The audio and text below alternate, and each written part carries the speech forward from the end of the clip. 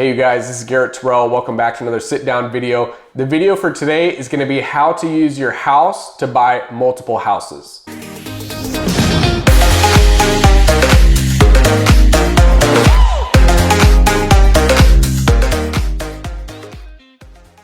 All right, you guys, so I've gotten this question a lot, so I'm gonna jump right into it. How to buy multiple houses just with your one home that you currently live in. Now, this is only gonna work if this is a primary residence, meaning this is your house that you live in and is your primary house, it's not a rental property.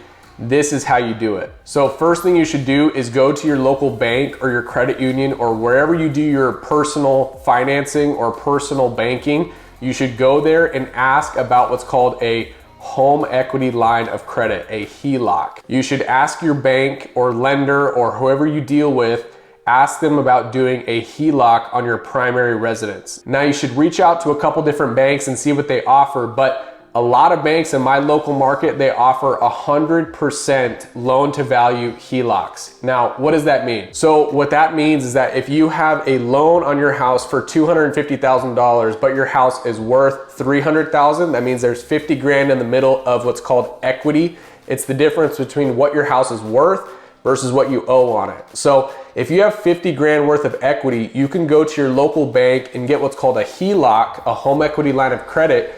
And that is basically access to that money with interest, obviously. You can use that to remodel your property. You can buy another investment property. You can grow your portfolio just by using one of your houses. So there are gonna be some fees in there. There's usually some closing costs, but they'll just wrap that into the equity as well. So on one of our HELOCs, they charged us like $3,000 or $4,000. They just took that out of the equity in the house as well and wrapped it into the loan.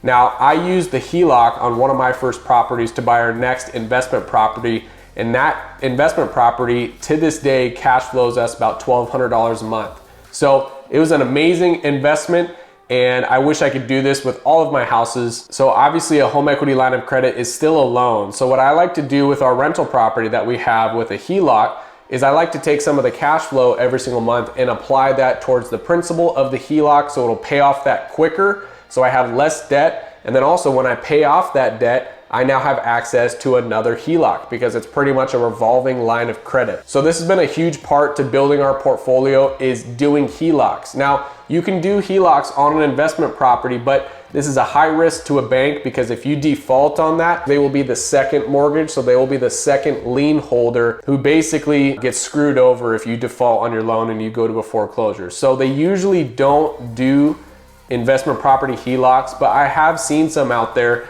They usually go up to 75%, maybe 70%. So if you got a ton of equity in your property, you know, and let's say you owe 200,000 and it's worth 400,000, you would be at 50% equity.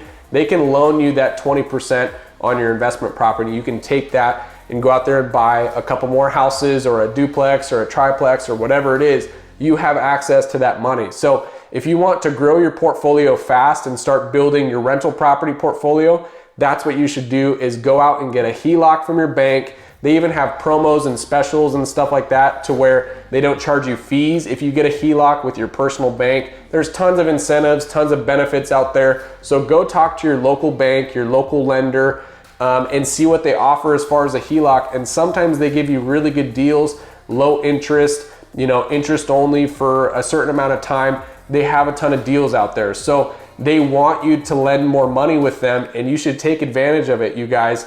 Obviously you should buy right. You should buy a deal that's under the median, buy a deal that has equity already built into it, buy a deal that's in a good area. You should follow all the basic guidelines, but this is just a way to get access to money that you might not have had access to before if you had no idea what a HELOC was. So that's the video for today, you guys. If you have any questions about HELOCs, drop them in the comment section below and I'll be sure to answer them.